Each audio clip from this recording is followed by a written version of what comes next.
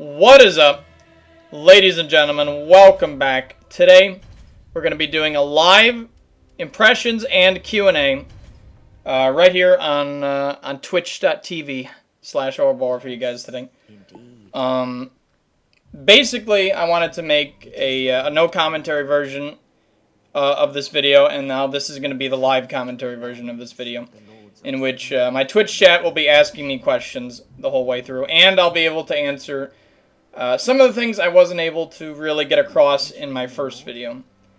So first off, you guys are wondering, how the hell did you get this? Like, what's going on? Like, how do you get this footage? So, basically, me and 9 other people, lucky sons of bitches, were flown out by Namco Bandai to play the near-final version of the game for 4 hours. Unfortunately, we weren't able to show you all of the 4 hours, but again, all of us tried to cram it in. Me especially. I took like the cutscene from like fucking the YouTube videos and the trailers and stuff to get more time. But regardless, first impressions. What do I think of the game? It's probably what all of you are wondering. Again, I did play the network test beforehand, and it felt a little bit slower than the network test, so they definitely slowed the game down a bit, which I think is a good thing. But overall, it was fucking fantastic. It felt like a Souls game. It felt like Dark Souls 1, really. It felt like Dark Souls 1. Everything about it. I mean, even at this cutscene, you can see goddamn Artorias' greatsword. Like, straight up. There's so many odes and references back to Dark Souls 1 in this game, it's unreal. And a lot of people are scared that it's going to be, like, super fan service. But I think, you know what, it's just Miyazaki's thing to put, like, little references back to his older games. Which is fine. I mean, there is some big ones. And before I get into that, I'm going to tell you guys right now, before we dive in deep, if you don't want to be spoiled on, this video has major early game spoilers, guys. Major early game spoilers. So, if you do not want to be spoiled on, the early game at least, just turn off the video right now. Because we're going to be talking about all that stuff and more. Okay? Regardless, moving on to the big spoilers. There's a lot of returning characters, and some in a way that makes sense, and some in like a weird, like, is this like time convoluted stuff? And you guys will see what character it is. I don't want to spoil it right away, just in case you didn't watch the previous video, but it's pretty crazy. Also, this cutscene is fucking awesome. I fucking love the opening cutscene. The intro is fucking fantastic. Definitely reminds me of Dark Souls 1, as well as showing the four lords that you're going to be fighting. The voice actor, of course, is the same one from Dark Souls 1 cutscene. And now we're getting into character creation. And a lot of people didn't touch up on character creation in the classes, but I decided I would take just a second to show you guys some extra, because I know some of you would really appreciate it. I, for one, I love character creation, even though 99% of all my builds have a fucking helmet and or mask on, and you can't even see the face I made. It's dumb. But yes, these are the classes.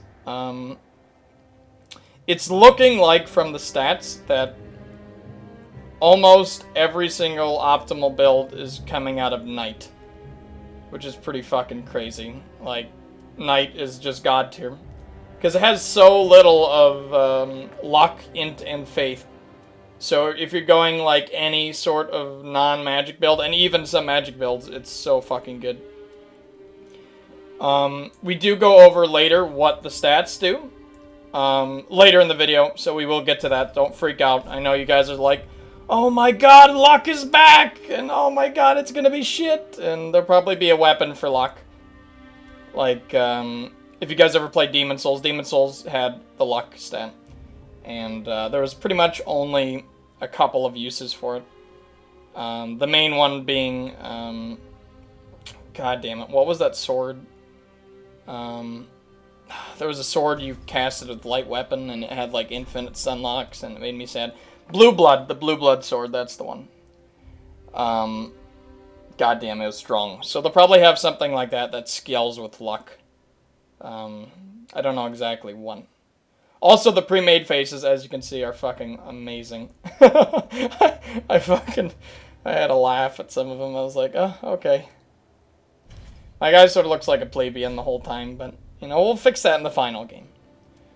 And again, guys, just to let you guys know, I will be getting the Japanese version as soon as it releases. I've already pre-bought it on the Japanese PSN store. It'll be coming out on March 24th. So, literally day one, I'll be streaming that, if you guys are interested.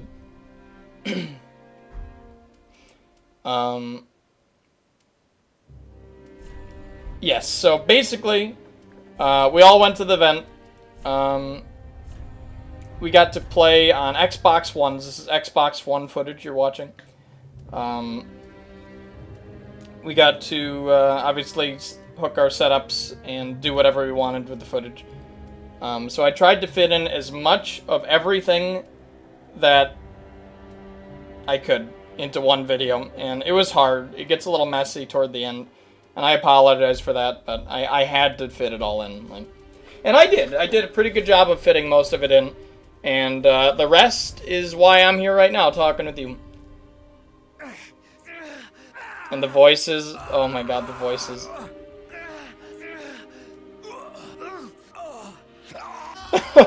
I love that one. The one where he's falling. The fucking scream. God damn it. It's a goddamn classic, that one. That's like the Wilhelm scream of Dark Souls. It's so good. Oh yeah, you get thick body hair now. That's a little weird. But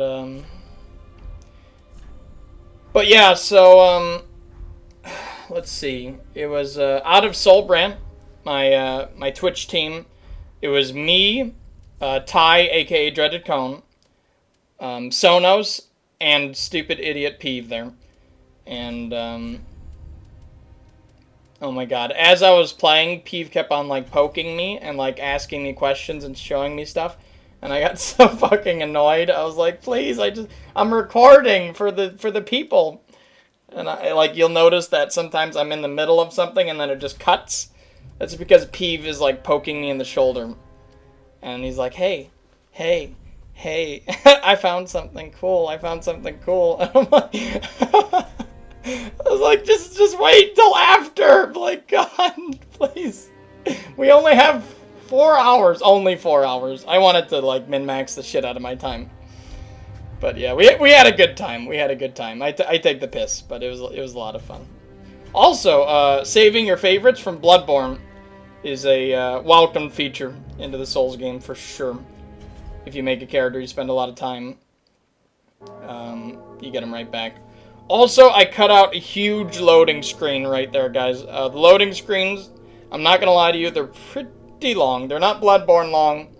Bloodborne or pre-patch long, but they're quite long, definitely. Again, this may have not been saved on the hard drive. The loading times may have went faster, if that was the case. It was a near final build, not the final build, so that may change. But yeah, I definitely cut out a huge chunk of loading screens from this video, if not just to save time for you guys. Anyways, that is the beginning of the game. You just sort of wake up. I really like that. Like, it's such a cool start. Such a cool start. And the starting area is very, very easy. I was just walking around sort of one-shotting mobs. That's why I decided not to show it. Wasn't too interesting. Now, I went to a side path, and we meet Mr. Giant Lizard Man. The crystal lizards have definitely grown up since the last time we saw them. And there are little baby lizards still. There's just big ones now.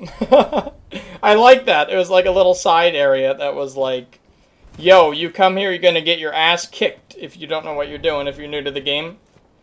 It was like a little ode back to that. I really like that. Anyways, skipping ahead.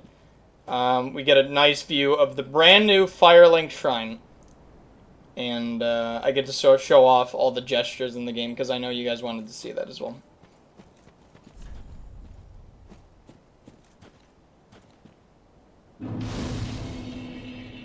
And we get our first bonfire. Achievement! Yay! Yeah, I'm all happy. I'm sorry, I did go a little emote crazy, but that's just me. A lot of people are asking about the difficulty of the game. It was hard. It was really hard. And there was times when I died. But this was early game, and I was already familiar with most of the areas from playing the network test. And obviously I'm familiar with the gameplay from playing literally every other game. So, especially Dark Souls 1. If you play Dark Souls 1, you're going to feel right at home. Also, everyone keeps on saying that looks like the middle finger, and people are going to use that in PvP, and that's sort of hilarious, and I think they're right. They're going to be flicking people off with that fucking new emote, the point up. And yes, you can walk while using most of the emotes. Most of the emotes. Which is another feature that they added in Bloodborne that comes into this game. And then, of course, they added the rest emote, where you can sort of just chill and wait for whatever's going on. Again, another Bloodborne feature that they brought to this game. And a lot of people are saying, like, oh my god, the gameplay... Also, Parry King confirmed. Parry King confirmed right there. A lot of people are saying that, that this looks like copy-pasta Bloodborne, but let me tell you guys, it really doesn't play at all like Bloodborne. It plays like Dark Souls 1. It plays like fucking Dark Souls 1. Anyways, let's skip ahead a little bit, and we're gonna go straight to the first boss. This is basically the Asylum Demon of Dark Souls 3. And it gets pretty fucking crazy for an Asylum Demon, let me tell you that. I did manage to beat every single boss on my very first attempt. And I don't think this is because the game is easy, I think it's because, well, I'm pretty goddamn knowledgeable about the game. And I don't want to be too cocky, but yeah, I'm not horrible. I'm not a horrible player. And for the most bit, I think I got pretty lucky as well. For the most of the playthrough, I stuck with one weapon just because I did want to try hard and like beat it. You know, I wanted to do well, to get as much content as I could for you guys. And I did. I got through the whole entire what was available in the version we were playing, because they did have it closed off. But yeah, so he gets like gets around half health, and he fucking transforms into this Manus-looking motherfucker with his giant arm he uses to leap around, and he starts doing some crazy stuff. And people are asking why I didn't parry him. I did not think he was parryable. Apparently he is, so that's cool. I'll parry him next time, but yeah, I was not gonna try to parry that. Fuck no. And GG.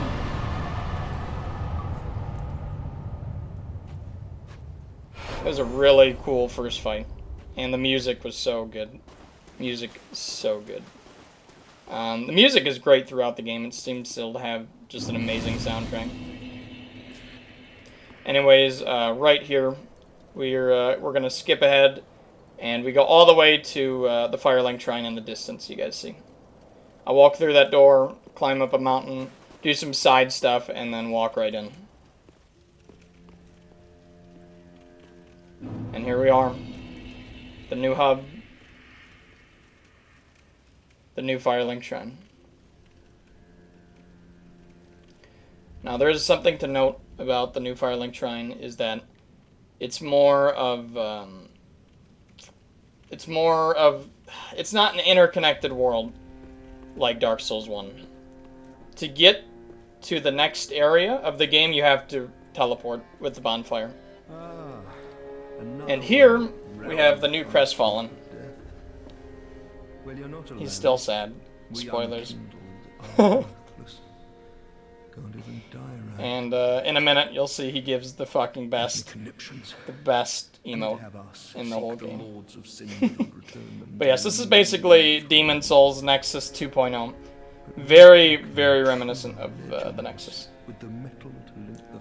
And there's a couple of Demon Souls-ish mechanics that you guys will discover, and I'll talk about one right now. Again, guys, I am going to talk over the NPCs. I'm going to talk over the cutscenes. I'm going to talk over all that shit. If you want to see this entire video without commentary, just enjoy it for yourself without me just talking about bullshit. You can check out my other video, Dark Souls 3 early exclusive footage. Watch that video instead. That one, I don't say a goddamn thing. You don't have to hear my stupid, annoying-ass voice. But unfortunately for this one, I'm going to talk the whole time because I do have a lot to talk about. So she is the new Emerald Herald, the new leveling waifu, as you guys would call her. She's pretty awesome. I really like her. A lot of things she says is an ode back to previous games. Like, she's really cool. I like her a lot. But yeah, she's the only way to level up. Withdrawn from their vessels. Straight from Demon Souls right there. Very cool. May the flames guide thee. It's just, everything in this game feels like it's a reference back to previous games. And not everything, because there is some original stuff. And, here we have Andre, the motherfucking blacksmith. Like, how? Well, a newcomer. Actually, how?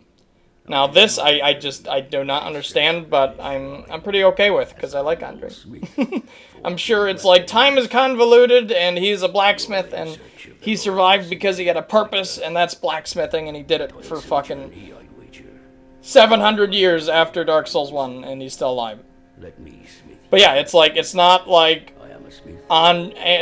Andrew, it's fucking Andre. The same motherfucker. He's still alive, he's still got a magnificent beard. Unfortunately, if you do fight him, he does not have his moveset, he just sort of dies. They may put in a moveset in the final game, though. I hope they do. Because right now he doesn't fight back. Peeve was like stabbing him in the dick, and he just took it. It was sad. Also, this character is basically the merchant for the new Firelink, and she sells you a whole bunch of shit. She upgrades her stock every time you get a certain item. But she's very much similar to, as you can see, the Dark Souls 2 Firekeepers in the beginning of the game. The three old hags. Very much like them. I think it's the same voice actor as well. So yeah, definitely tons of odes back to previous games. Which is very cool. Very, very cool. But a lot of people are worried. But I think Dark Souls 3 will still have enough originality to keep it its own game, you know. And you'll see that as we explore. There's a lot of cool stuff. Back to talking about Demon Souls mechanics. Now, in this game, when you die once, you lose your HP bonus. And I think, I'm not sure exactly how much, but I think you lose about 20% health when you die. 20% max health. Instantly. It's like, boom. You lose that health when you die. And when you use an Ember, you go back. It's not like Dark Souls 2, in which once you die, you only go down a little smidgen, and then you die, it goes down more, it goes down more, it goes down more. When you die once, you lose that chunk, and that's it. And you need the Ember to restore that. Now, the description... Oh, this is the stat menu. I need to talk about this. So, basically, we got all the new stats. We got Vigor, Attunement, endurance, vitality, strength, dex, int, faith, and luck. Now they split up, I think, vitality into 2 different stats. Endurance is actually your stamina bar, and vitality is only your equip load. And physical defense. So they split up those 2 stats. And, of course, added luck. Vigor is your health. Attunement is the number of slots for spells. Again, endurance is your stamina bar. Vitality is how much equip burden you can have. There's only 2 types of rolling. There's fast rolling and heavy rolling. I don't know the exact values, but that's how it is. Strength obviously increases your strength damage. Dex increases your dex damage with dex scaling weapons. And a cool property that dex has that strength doesn't is the more dex you have, the less fall damage you receive, which is really cool. Int is just increases magic damage. Faith increases miracles. And luck increases your item drop rate. And not much else, aside from, like, I think curse resistance. It doesn't seem all that useful. So that'll definitely be a stat to avoid for most builds. Then touch the darkness within me. But yeah, that's how it goes. Take nourishment from these sovereign. It's going to be pretty good. I think it's going to be pretty good. Here is just the leveling up screen. I decided to go with endurance and dex. 13 dex exactly to try out a certain weapon that you guys might be familiar with. And the first thing I do, 2-handed. That's right. That's right. We're back, boys. We're back. We Dark Souls 1 Falchion moveset, 1 for 1. It's back. And yeah, as you can see, I'm freaking out right now. I'm like screaming. I sat there for literally 20 minutes just swinging that thing. I switched to the halberd here. Before I go on about how I'm going to R1 everybody. There's so much information going at once. The halberd has its original Dark Souls 1 moveset, 1 for 1, guys. I didn't show it off, but that's how it is. Also, you can allot Estus and your Ash Estus to whatever side you want. I thought that was a cool feature. I wanted to show that. But yes, the Falchion has the exact same moveset of Dark Souls 1. Exact same. One-handed, two-handed. Exact same with the halberd. Halberd has the exact same from Dark Souls 1. It's got the spins, it's got the weird, awkward-ass pokes. And, of course, I tried the dagger as well.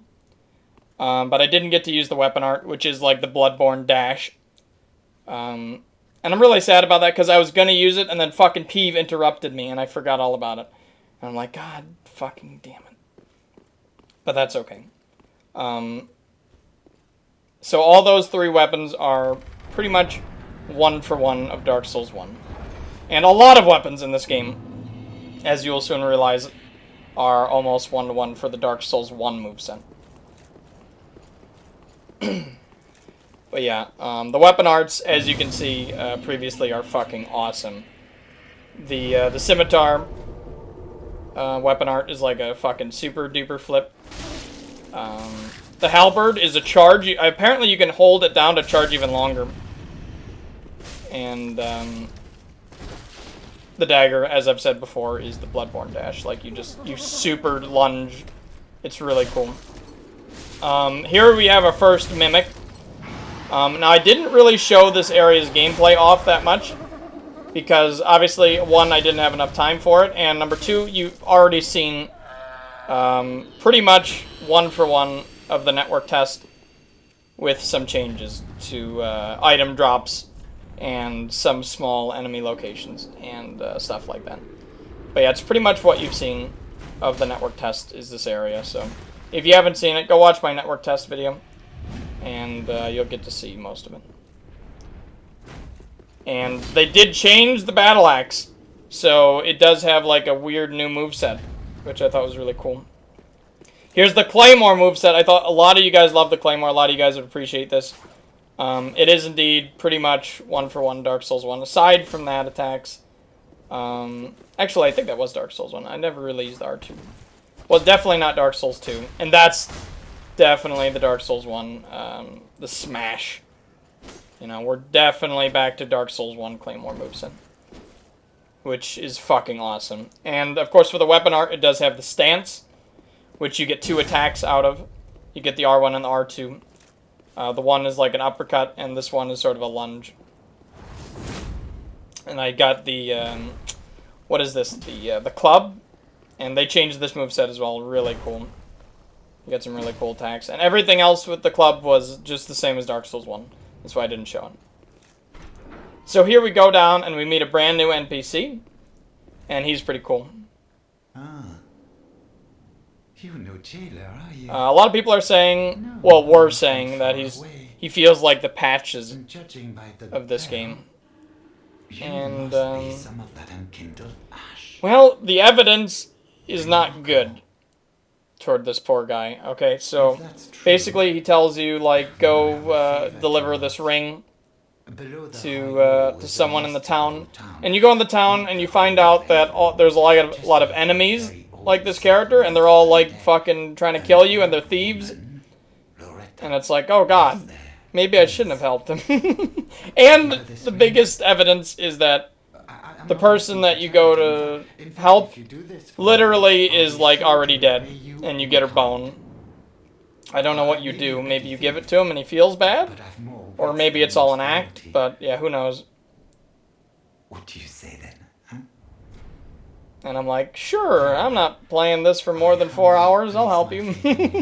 I probably will help him just to see. But yeah, he seems sketch as fuck. Definitely a shady character there. But yeah, grade A voice acting across the board.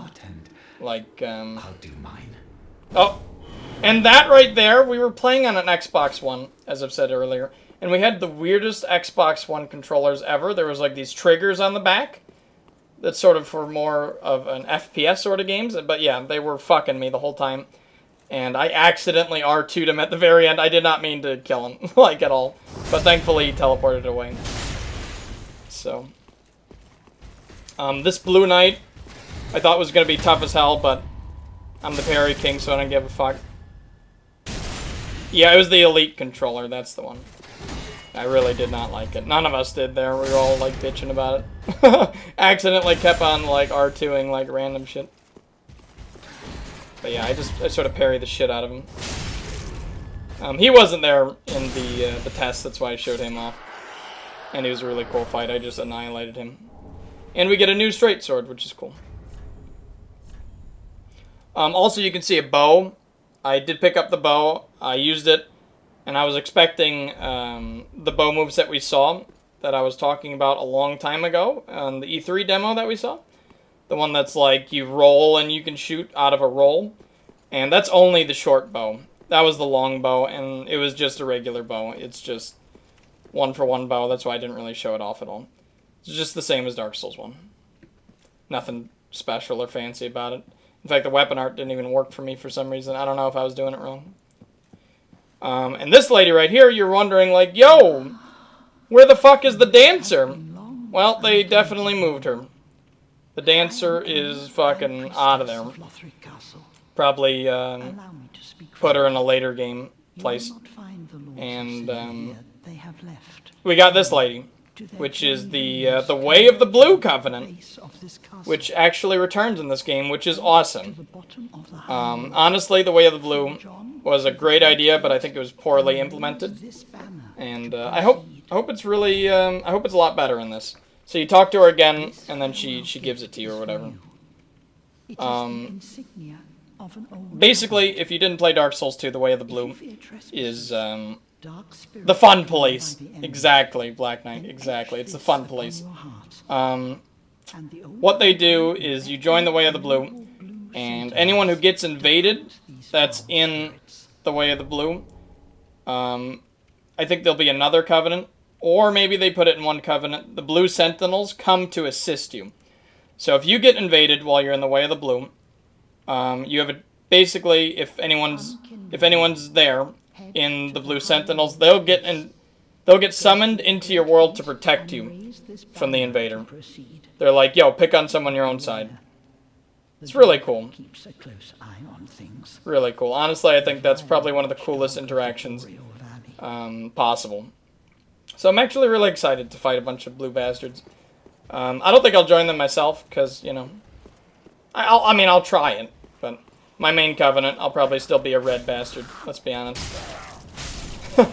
I like killing. Especially multiple people, so that'll be even better. Hopefully it doesn't just turn into a gank covenant, like it was last time. But I do like the idea of it. I just hope it's better implemented. So they are definitely confirmed coming back. So here we have the second boss. A lot of people had problems with this boss, but obviously I one-shot all of them, so I didn't have any problems.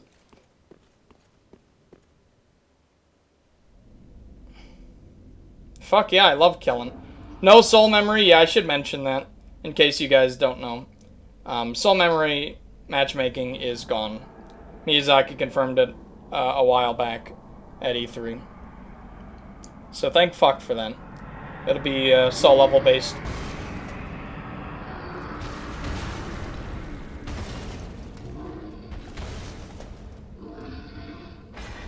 So this guy, I don't know. He didn't seem too difficult. But honestly, I think I'm just, I don't know. Everyone's having problems. I just stay to his side. I fight him like he's Sith. Stay, like, behind him. And to the right. And it seemed to work out. And again, my longsword was doing fuck tons of damage. It was chunking him. I did upgrade it a little bit. I think it was +2 at this point.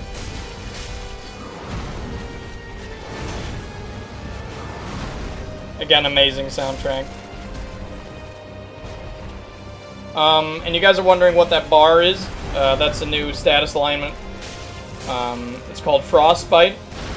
And I believe it just makes your stamina regen slower. He's basically based around that mechanic. He tries to, like, breathe it on you. Right now, here he does his attack. I just back up and go in for the counter.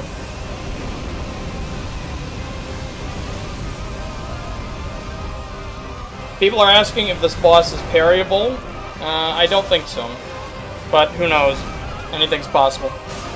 I didn't try, that's for sure. I wasn't trying to do any too risky maneuvers during this entire test because I wanted to beat it before the time ran out, as I said before. But yeah, the music gets intense as fuck. It's really awesome.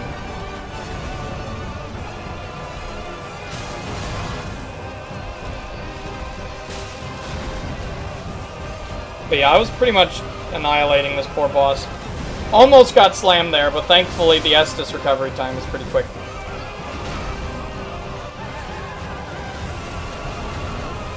And down he goes. Second boss.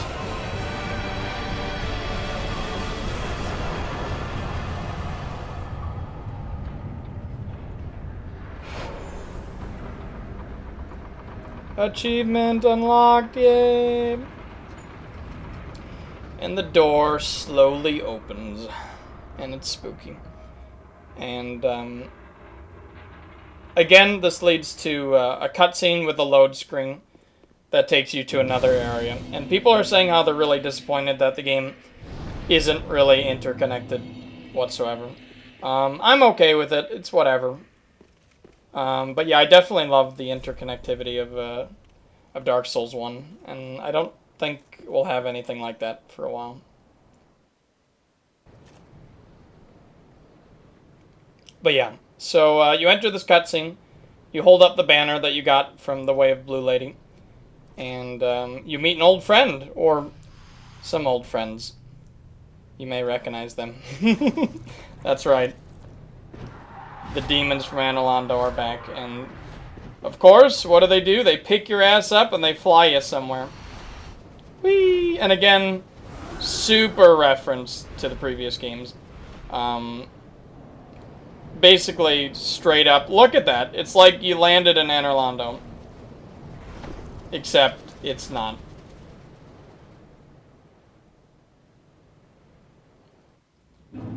We just arrived at the Undead Settlement. Brand new, never-before-seen area now. Now we're in uncharted territory. I mean, we were in the very beginning. But now we're back to it. So, I wanted to show a bit of this area, but I really was not able to fit as much as I wanted to show in. I skipped pretty much an entire beginning segment. Just because it's sort of boring. The enemies are very quick to die. There's some dogs that, like, chop you up. There's an NPC mage that joins you. That you might be able to see in other people's videos. I think they included that in theirs. I got the whip. I tried out. There's the whip weapon art. Very cool stuff. The whip is actually awesome. Brand new moveset, as you can see. Never before seen. The whip is going to be fucking crazy in this game. I get invaded by a fucking NPC called Holy Knight. What is his fucking name there? Hodrick. He's a bastard. He's a straight bastard, and you'll see why. So, basically, there's these purple NPC phantoms that invade you, called the Mound Makers. I don't know if that's the name of the Covenant. Get outplayed. Harry King 2016 confirmed.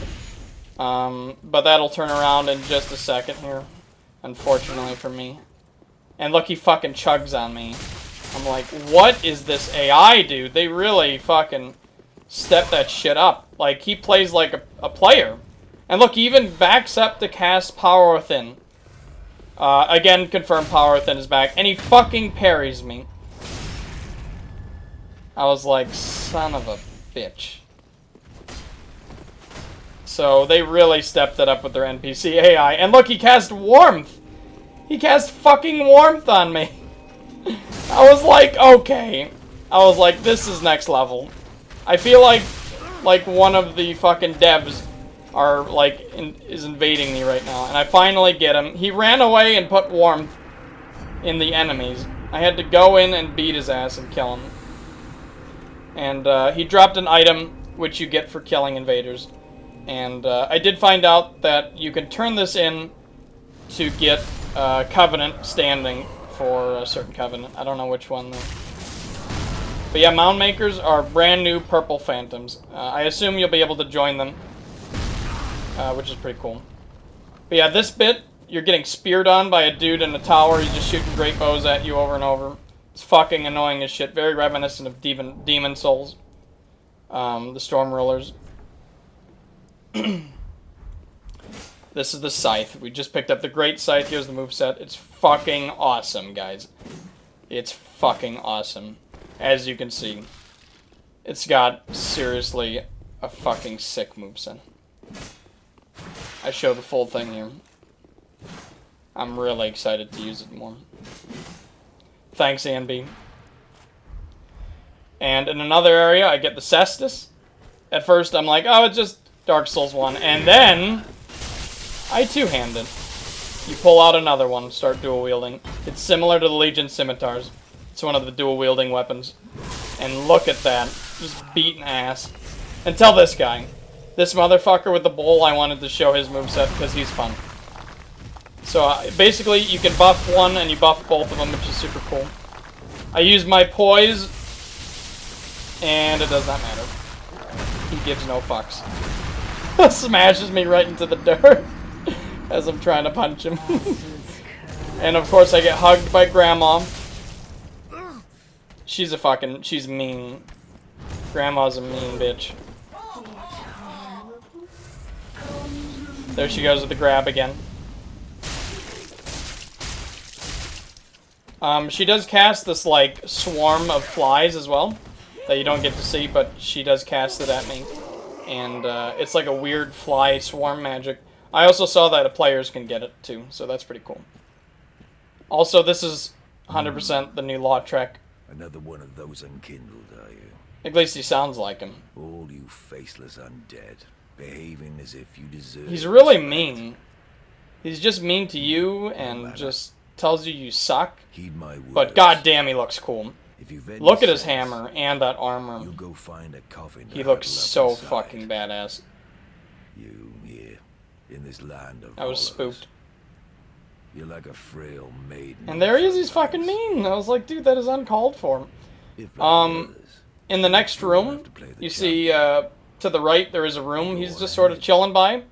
There's a maiden in there, and I didn't get this dialogue, but apparently if you look at the maiden you'll face death. and then talk to him, he tells you that she's useless and that she can never be a firekeeper and stuff. Enough I was like, dude, this destiny guy's a you've dick. broken, God. time after time. He's cool, though. I like him. I want to kill him and get his armor. If like the others, you're fool enough to play the champion, But yeah, then go on ahead. very cool stuff. Traipse right past Um, the abandoned church. Is stat reallocation back? That's a question that a lot of people have asked before, The whole and they said that it is back, but it's much harder to do. So that's really good. That's a welcome addition to the game for sure. As you will see here, as I was talking about returning characters, this one is someone you're very familiar with, I'm sure. So, my initial reaction was like, what? I was like, what? You're dead. How? How? So basically, yeah. Fucking Onion, bro. He's back. It's a different person, though. Pardon me, I was But he says the exact same fucking things, I am Siegward. but he's Sigvard instead of Sigmire. To be honest, I'm in a bit of a pickle. He's in a bit of a pickle. Have you ever walked near my Yeah, it's weird. It's weird, right? I don't know. Well, if I'm not mistaken, I want you to come just... from this tower. I like him that he's Where it here, is, I'm sure I but can yeah, put this is some definitely the sense into biggest it. example of But I have fan to service find in a the way game. up. and hopefully he has some good reason for being here. Only goes Maybe down, it's you like, see, and, you know, time is convoluted, Well, it's like him in a that doesn't different get me anywhere. universe. I don't fucking know. It's Dark Souls, guys, nothing makes sense. This lift only goes down. Now someone says you get to fight an awesome mini-boss with him, why didn't you show it? Basically, I did not find that. You have to jump off of the lift, I think, as it's going up. And I didn't get a chance to do that. Because number one, I was running out of time, and number two, I didn't see it on my way down or up. I did hear him make like noises, and I looked around, but I just couldn't see where to drop. So I was like, fuck it, I'll do other stuff and come back. And I didn't end up having enough time, so I think other people have that footage. You can definitely check that out. And here's another mini-boss that you guys have probably recognized from the network test, the Frost Knight. They moved him down here. They moved him down here. The room he was in before was locked, and I couldn't open it at all back in the previous area. Yeah, I beat his ass and get probably one of the coolest swords in a Souls game yet. So this is the very first weapon, I think, to have like active particle effects as it's just out. Not buffed or anything. Very cool stuff. It's a frosty sword. So I show a bit of it off there. Very fucking awesome. Of course, rats pop out of the fog. Very much, you know, Dark Souls 1 style. They are basically straight out of Dark Souls 1, these rats. They're still bastards. They're still ugly. I beat their ass and I get the Blood Bite ring. And another ring I did get was the Blue Tearstone ring. And here we go, guys. We're nearing the end of the footage. This is the third and final boss of the build we were allowed to play. So you just walk into this field, start chopping them up, and then the fight begins. You may have seen this footage before from a trailer that came out.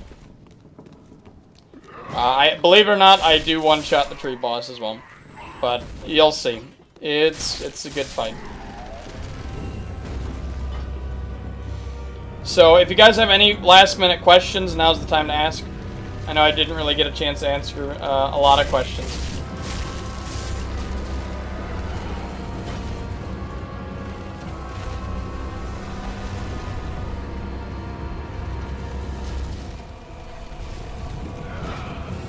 the red line under the weapons is your durability bar. Is the frame rate locked at 30 FPS? Yes, on consoles it is locked at 30 FPS. On PC, we don't know anything about PC yet. Sorry. I will be getting it on PS4 to start out. Again, the Japanese version, and I might switch to PC if it really is that much better in frames and there's not a lot of hackers. And maybe if there is hackers, because it's always fun killing them. How does poise work? We don't know how poise works yet. Anything on trading, we do know you can drop items. So that's a step up from Bloodborne. But we're not sure if it's possible to see other people's items. I'm assuming yes. And people are asking if I'm going to be using the falchion again. I will, but probably not as my main weapon, just because I don't have to anymore. Like, there's no backstab fishers that are going to one-shot me. I want to use something else. I will definitely remake my OG build, though. How much time do you have to act after a parry? It's very similar to Dark Souls 1. As if you can go back and look at my parries. Have you showed the spell list? I did show some of the spells you can buy in the shop. I didn't find any other ones. Is there a Sunbros Covenant? That's another thing that other people find that I didn't, because I had to sort of rush through the end here. Because this is basically my last few minutes of the game. I had to. This is my one go at the boss. That's why it gets even more intense. And I start like freaking out. Like I was seriously freaking out. But yes, there is of course Sunbros returning. Someone found an Estus soup and the Sunbro Covenant like next to it. I think there's Warriors of Sunlight, like a Sunlight Medal, I think. But yeah, there's like an Estus soup thing that you can drink.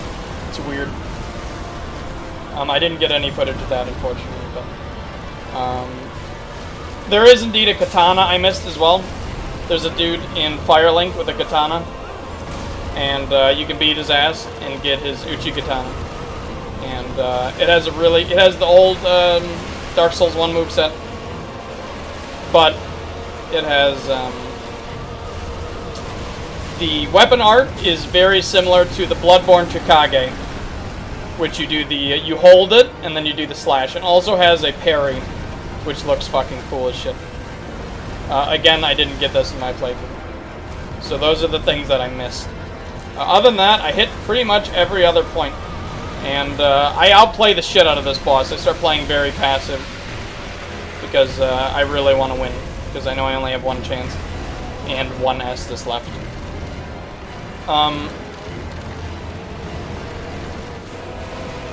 Let me see. I didn't get to make any of the boss soul weapons after this as well. There's like a great mace you can do. There's a ring that gives you more health the more you attack. People are saying it's like Bloodborne's rally mechanic, where you get more health back the more you attack. So that could be really good combined with the falchion, but I don't know how effective it is because I didn't get to buy it.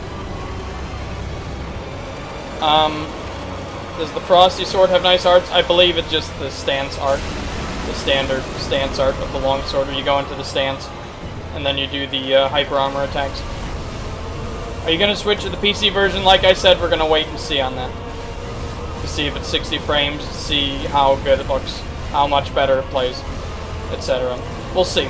I'll definitely play all the versions though, eventually. And here I just start getting my ass beat. A thing I didn't remember to try, because I'm really bad, is equipping an offhand weapon to see if it has its full moveset. And I don't know if it was possible. I think you could probably look back and see, but I don't know.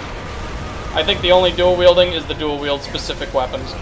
But yeah, as you can see for this boss, you just gotta keep on hitting the weak spots, and eventually you'll get him. The last weak spot was a bitch to find, and that one was too. It took so long. I just kept on looking for it, and I couldn't see any eggs. At the very end of this, I show you the armor I found. I think I only found 3 different sets of armor, and yeah, that's about it. Should you be hyped for it? Absolutely. I thought I was dead right here. But look, I rolled through his slam and survived. I was actually dumbfounded how lucky I got.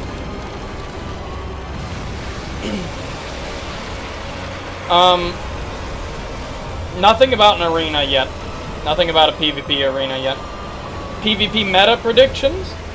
I don't want to say anything yet, but it's looking to be much higher than 125 with the new equip burden stat. So it might be around 150 again, but again, don't fucking take my word for it. We'll figure it out together, guys. I'm not setting any meta. Just don't like, you know, jump to conclusions. We will definitely figure it out together. After we get some hard data like soft caps and stuff like that. Because we have no idea. This is just an estimate. The game's not even out yet. Don't yell at me. And down he goes. Down he goes. G fucking G. Achievement! And we did it, boys! We did it. And we're just about nearing the end of the video. So I want to take this time to thank you all for watching. Hope you enjoyed it. Hope I was able to spread some light on things you may have not known before from just watching the previous video with no commentary. Again, there's only quick roll and fat roll. There's no in-between for the equip load. Someone was asking about that. But yeah, I think that's it, guys. I get a homeward bound. Of course, homeward bounds are turning. You can pause and take a look at some of the items, because I did go through quite a bit of them. That's definitely recommended if you're curious. I switched to the knight set I found off the knights I killed, which is very cool looking. I really like it. It's got the physics cape, the full physics going on there. This set was interesting. And then this set. And then we're done! Alright, so before we go, I did want to answer some of you guys' extra questions you might have. What can you tell us about the PvP 1v1 invasions? Oh, I did want to talk about that. Basically, we know fucking nothing about the PvP. Like, literally nothing, because none of us were able to invade. But the Ember description states that when you use an Ember, you are, it implies that you're able to be invaded. So that means that you won't necessarily invade into a gank every invasion, which is awesome. Another thing is that if you do want to summon phantoms, you do have to be in Ember form. And if you want to summon more than 2 white phantoms, you have to use the dried finger. Now, the dried finger previously was used to reset invasion timers to get more invaders in your worlds. But in this game, it increases basically the player count of the amount of players, obviously, you can summon. So you can summon up to 3 white phantoms, but the downside is that you can get invaded. You get invaded faster, and there can be 2 invaders instead of just 1. So the dried finger is a very unique item, very risk versus reward there, and I think that's gonna be make for some amazing invasions if people start using it. My favorite weapon so far. I really do like the, just the longsword I was using. It's really strong. It's seriously, seriously powerful. Does the halberd stagger when you miss an attack like in Dark Souls 1? It does. It does. Like I said, it is 1-for-1 Dark Souls 1 on most of those movesets. A myth asks if we have hexes. No hexes were seen at all. Do enemies despawn after you kill them too many times? Asks Soviet Santa. What a name. They do not. They do not stop respawning ever. This is confirmed. They said they wanted to make the difficulty as is, not just you brute forcing through the levels, you know. You gotta get good. Are there sweet spots like in Dark Souls 2? I don't think so. I don't know, though. I don't know. Probably should have hit something with the scythe to test that, but I feel like there isn't. I feel like they got away with that system. I think that was only a Dark Souls 2 thing, but that's just pure speculation. Don't take my word on that. Another thing I forgot is that the scythe can headshot people. The scythe can actually get headshots and do extra damage. I thought that was a cool little tidbit. Can you chain attacks like on Dark Souls 1, like how the longsword could chain its one-handed and two-handed attacks as one-trick cyber? Yes. Yes, you can definitely chain in your attacks. Ah, yes! That's another thing I failed to mention in the video, is that there was an NPC somewhere you could talk to that gives you a free level. And that's it. He just levels you up, gives you a stat of your choice. It's really cool. I don't think it actually increased your soul level, so you just gotta get those throughout the game. And I thought that was actually pretty cool. So you can hit those throughout the whole playthrough. Fet Gog asks if the backstep has iframes. I don't think so. I don't think so. I think it's back to being sort of just a tool for going into a running attack. Less so a dodge mechanic. There's another thing I forgot to mention as well, is that charge attacks are back in this game. From Bloodborne. You can indeed charge your R2s. Just in case you haven't watched any of the network test footage or previous footage, you can indeed charge your R2s. I think I only did it once in the video, so. Another thing I failed to mention that Chips Ahoy points out is that Dex does also increase cast speed. Two-Headed Puppy asks, what do you know about bleed? Funny thing, I actually did get bled out, and it's back to the old percentage-based bleed, thank God. So bleed is definitely Dark Souls 1 bleed, confirmed. I forgot to mention that, and I forgot what clip it was in, but it definitely happened to me. Again, this game releases on March 24th in Japan, and April 12th in America, and the rest of the world. I think that's about it, guys. Thank you again so much for watching. Hope you guys enjoyed it. And I will see you guys very soon for Dark Souls 3. Bye-bye! Bye-bye!